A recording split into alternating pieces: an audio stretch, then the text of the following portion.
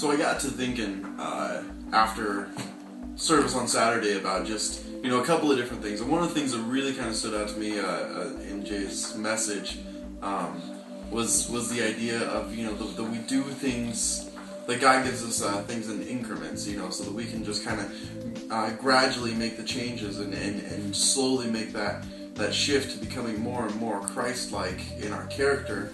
That we need to whittle away little chunks and little chunks. If you were to reveal the big picture to us all at once, it'd probably be a little bit too overwhelming. And I got to thinking about how when you really stop and think about it, sin is kind of the same way in obviously the negative aspect, but it's like we have sins that are so prevalent every day that we choose to just do, it's like, oh, we'll just take a small step. And then once I've done this small step, well, now I have to take another small step, and I gotta keep taking small steps until all of a sudden it's like you get to this point where you don't even recognize where it is that you've gotten to, where the journey has taken you. And it's like I always think about these different shows that my wife watches where they talk about hoarders, or they'll talk about people who have gotten extremely overweight, and they always ask them the same question: is like, how did this happen?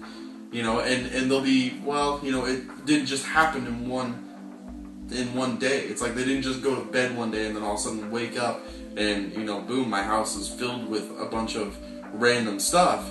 But instead they did it little by little by little. And the same as with sin. Is like, nobody just wakes up and just finds themselves completely bound down by sin.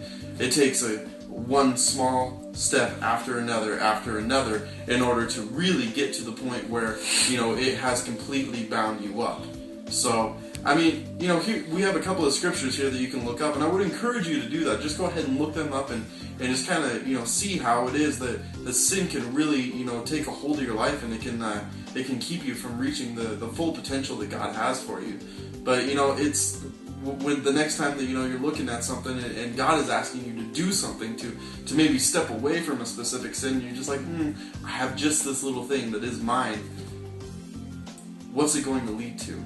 It may just be a small thing now, but what could it eventually grow into that it shouldn't? It would be much better to make the small steps towards God than small steps in the opposite direction. But that's just a thought.